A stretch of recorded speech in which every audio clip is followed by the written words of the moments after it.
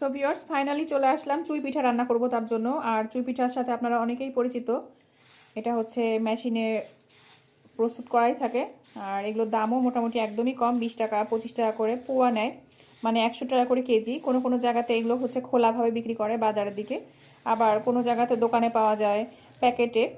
তো আমি এটা খোলাভাবে নিয়েছি, আমি বাজারে গিয়েছিলাম তো ওখানেই পেয়ে গেছিলাম। তো এখানে হচ্ছে 25 টাকার এই চুই পিঠা রয়েছে, আর এটাকে এখন ধুয়ে ঠুয়ে প্রসেসিং করব। সো গাইস, এগুলো হচ্ছে না ধুলেও চলে, বাট এটা যেহেতু আমি খোলা কিনে নিয়ে আসছি, তো খোলা অবস্থায় রাস্তার ধারে বিক্রি করছিল, অনেক ধুলাবালু পড়ছিল আমার মনে হচ্ছিল।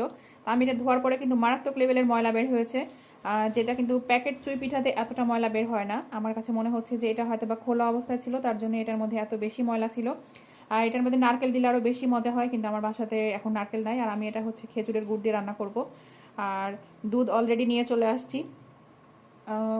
দুধটা আমি চাচ্ছিলাম যে আড়ঙের দুধটা দিব, বাট আড়ঙের দুধটা আমি পাই নাই, এর জন্য হচ্ছে বোতলে দুধ নিয়ে আসলাম।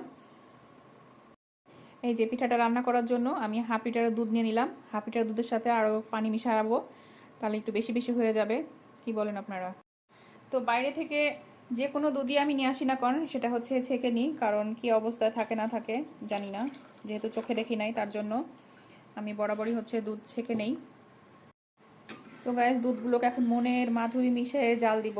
আর আপনারা তো সবাই জানেন যে দুধের দিকে তাকিয়ে থাকবো, দুধ উতলায় পড়বে না। যখনই আমি 1 সেকেন্ডের জন্য অন্যদিকে তাকাবো, তখন যেন ঘপ করে দুধটা উতলে গেছে, তাই আমি আর অন্য কোনো দিকে তাকাবো না। আর আমি এখানে হচ্ছে এই যে খেজুরের গুড় নিয়ে নিয়েছি, আমার বাসাতে এটা অনেকদিন থেকেই ছিল। আসলে আমি অলসতার কারণে পিঠাপুলি কিছু বানাতে চাচ্ছিলাম না, তো আজকে মনে হলো যে বানাই খাই, দ্যাটস ওয়াই এই প্রস্তুতিটা নিয়ে নিয়েছি। আর তার সাথে নিলাম হচ্ছে এলাচ এবং দারচিনি। আর এই চুই পিঠাটা চাইলে আপনারা চিনি দিয়েও করতে পারেন, আমি চিনি দিয়েও করি, কিন্তু আমার বাসাতে যেহেতু গুড় ছিল তার জন্য আমি গুড়টাকে কাজে লাগাচ্ছি। আসলে চিনির একরকম স্বাদ আর গুড়ের একরকম স্বাদ, সেটা তো আমরা সবাই জানি।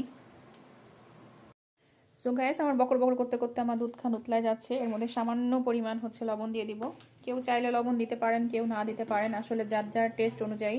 আর দেখেন, কথা বলছি, বলতে বলতেই আমার দুধ কি সুন্দর করে ফুলে উঠছে। বাপরে বাপ, যে বলকানি দিয়েছে মনে হচ্ছে ডিটারজেন্ট পাউডার মিশানো ছিল। আমার এই খোলা খোলা দুধের মধ্যে কেন জানি কনফিউশন লাগে যে আসলে কি অবস্থা না অবস্থা। যে ভেজাল আর ভেজাল, চারিদিকে শুধু ভেজালের সমারোহ গাইস, ঠিক না? বাপরে, বলক উঠতেছে। তো আমার দুধ যেহেতু বলক উঠেই গেছে, আমি এর মধ্যে আমার সেই কাঙ্ক্ষিত চুই পিঠা দিয়ে দেব। আপনারা কিন্তু তাই বলে আবার এটাকে ধুয়ে বেশিক্ষণ ভিজা টিজা রাখে দিয়েন না, কারণ এটা তখন আবার গলে যাবে, কোনো দরকার নাই। মানে দুধটা বলক উঠলে যতটুকু সময় লাগবে, বাড়তি কোনো সময় নষ্ট করবেন না, যত তাড়াতাড়ি সম্ভব দিয়ে দিবেন। আর বেশি সময় ধরে এটাকে আবার ভিজিয়ে রাখলে দেখা যাচ্ছে যে গলে যাবে, ঠিক আছে? তো এর মধ্যে দিয়ে দিলাম, আর আমি দিয়ে দেবো এর মধ্যে এখন গুড়। বাবা গুড়, খালা গুড়, যাও। আমি এগুলোকে শিল দিয়ে দিয়ে নরম করে দিয়েছি, মানে ভেঙে ভেঙে দিয়েছি। চাইলে বটি দিয়েও কুচি কুচি করা যায়, আমার বটি দিয়ে কুচি কুচি করতে ইচ্ছা করে না, তার জন্য আমি হচ্ছে শিল দিয়ে এভাবে গুতা গাতা দিয়ে গুড়গুলোকে নরম করে ফেলি। এটাতে আসলে মেশিনের কাটা প্রসেসিং করা, ঠিক আছে? চুই পিঠা বলেন বা হচ্ছে অনেকেই দেখি যে চোষ পিঠা বলে।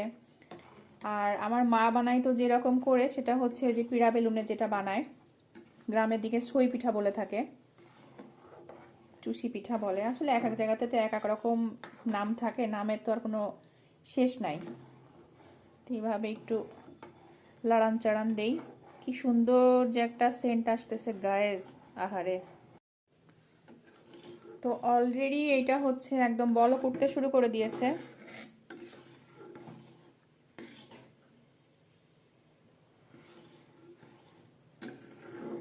এখন এটাকে শুধু নাড়াচাড়া নাড়াচাড়া নাড়াচাড়া নাড়াচাড়া করবো। দেখেন কি সুন্দর টকবক টকবক করে ফুটতেছে, তাই না? আর আমি রান্না করছি তো সেই লেভেলে সেন্ট আসতেছে। আমার আবার এই রান্না করার সময়তে সেন্ট নাকে গেলে পরে আর সেই জিনিসটা খাওয়ার রুচি থাকে না। সেই জিনিসটা আমি ইনস্ট্যান্ট খাইতে পারি না, দেখা যাচ্ছে পরবর্তী 2-1 ঘন্টা পরে খাবো। মানে এই যে এখন আমি রান্না করছি, এই সেন্টটা আমার নাকে যাচ্ছে, তো এটা আমার খাওয়ার রুচি হারিয়ে যাচ্ছে ক্রমাগত। সো পিঠাটা যখন হয়ে আসবে মনে হবে যে এটার মধ্যে একটু ঘন ঘন ভাব চলে আসছে, তখন যদি আপনাদের বাসাতে চাউলের গুঁড়া থাকে তাহলে অবশ্যই এরকম করে অল্প একটু চাউলের গুঁড়া দিয়ে দিবেন। এটা হচ্ছে আমার মায়ের ফর্মুলা। এই ফর্মুলাটা হয় কি যে পিঠাটা কিন্তু বেশ একটু ঘন ঘন হয়ে আসে, ঠিক আছে, এই চাউলের গুঁড়াটা দিলে। সো ফাইনালি হচ্ছে এটা লুক আসছে। এটা মারাত্মক গরম হয়ে আছে, এখন তো খাইলে একদম জিহ্বা মুখ পুড়ে যাবে।